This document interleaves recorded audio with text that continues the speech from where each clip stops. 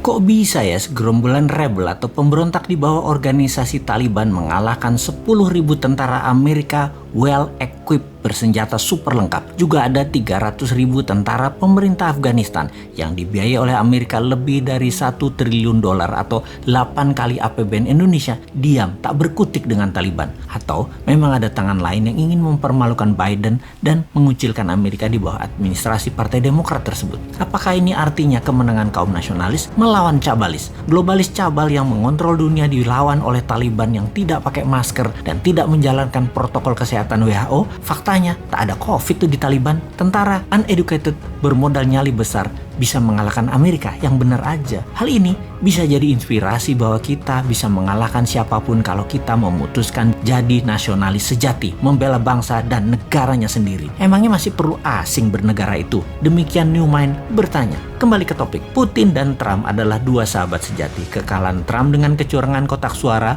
ala pakai kardus digembok versi modern lah, membuat kaum nasionalis dunia main shadow, tidak muncul di permukaan lagi. Kalah di Afghanistan, administrasi Biden tercoreng habis. Mereka kenyataannya di dalam negeri sedang ribut masalah Kamala Harris. Lalu sekarang Demokrat ditampar dengan hengkangnya Amerika ke birit-birit lari dari Kabul. Bukti lagi, mereka tidak bisa mempertahankan aset minyak Afghanistan yang besar karena lemahnya Biden. Kita agaknya harus mengajari kaum old mind bernegara internasional yang memang tidak terlalu jago dan selalu salah di mata internasional karena memang jarang berkunjung ke negeri tetangga atau negeri sekutu lainnya. Memang selama 7 tahun ini diplomasi luar negeri agak lemah. Jarang sekali ngurusi luar negeri, pada 80% produk kita atau kebutuhan kita tergantung dengan luar negeri, terutama cara ekonominya saat ini dikelolanya. Faktanya, 80% ngurusi politik dalam negeri saat ini dan kebijakan yang diambil selalu yang populis, yang rakyat suka. Itu aja yang keputusannya dibuat, bukan yang benar. Apa salah emangnya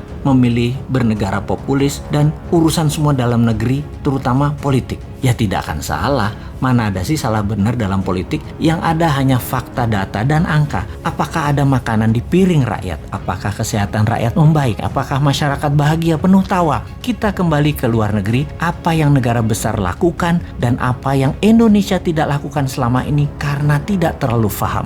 Taliban menang, Presiden Ashraf Ghani kabur, Amerika dibully. Minggu sebelumnya, Amerika mengadakan pertemuan yang alot dengan negosiator Taliban di Doha, menyertakan negara regional, Rusia, dan Tiongkok. Amerika memberikan ancaman kepada Taliban akan diperlakukan Taliban sebagai nantinya negara pariah atau pariah state bila ambil kekuasaan dengan paksa. Pemerintah Afghanistan, Ashraf Ghani, menawarkan sharing of power sebagai imbalan gencatan senjata pada Taliban. Tapi ini ibarat menawarkan remis. Taliban tahu Amerika dan Ashraf Ghani sudah kalah posisi. Taliban mempercepat proses takeover. Urban area dan ibu kota Kabul dikuasai. Pentagon kirim 3.000 pasukan evakuasi. UK, Inggris, mendeploy 600 prajurit. 1.000-an troops dipindahkan ke Qatar. 1 brigade dengan 4.000 personel tempur siaga di Kuwait. Jumlah totalnya kira-kira ada 8.000 pasukan available dideploy ke Afghanistan bila situasi memburuk. Ternyata tidak action juga. Tiongkok yang paling diuntungkan. Setidaknya bisa mempengaruhi Taliban untuk menyingkirkan para militer Uighur. Koridor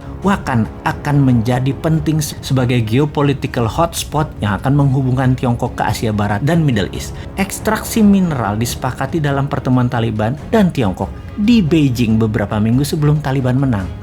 Dikira Tiongkok nggak main ya di sana. Ini faktanya. Sekali lagi, ingat nikel, ingat Tiongkok kan? Yaitu ekstraksi mineral Afghanistan untuk Tiongkok terlihat baik membantu, tapi aset Afghanistan disedot. Ternyata kekuatan Amerika tidak berguna karena Taliban membiarkan Al-Qaeda dan ISIS berkembang di Afghanistan. Sebagai catatan, dalam 5 tahun ini Al-Qaeda dan ISIS link grup menjalar ke Asia Timur dan Utara. Pecahan grup ekstremis Taliban dan simpatisan Al-Qaeda dan ISIS saat ini ditemukan di banyak negara Afrika, bahkan di Filipina, juga Indonesia. Sungguh, kemenangan Taliban di Afghanistan juga bisa menjadi booster bagi kelompok radikal di tempat lain, sekaligus bukti war on terror belum selesai. Pemerintah nasionalis Indonesia di dalam negeri perlu mempercepat konsensus menghabisi gerakan pemahaman keras far right ekstremis sebagai pekerjaan rumah kalau ingin aman ke depannya. Di luar negeri, mainkan seperti Tiongkok, ambil benefit di air keruh. Paham? Enggak? Yo wes, tunggu 2024 kita praktekkan nanti.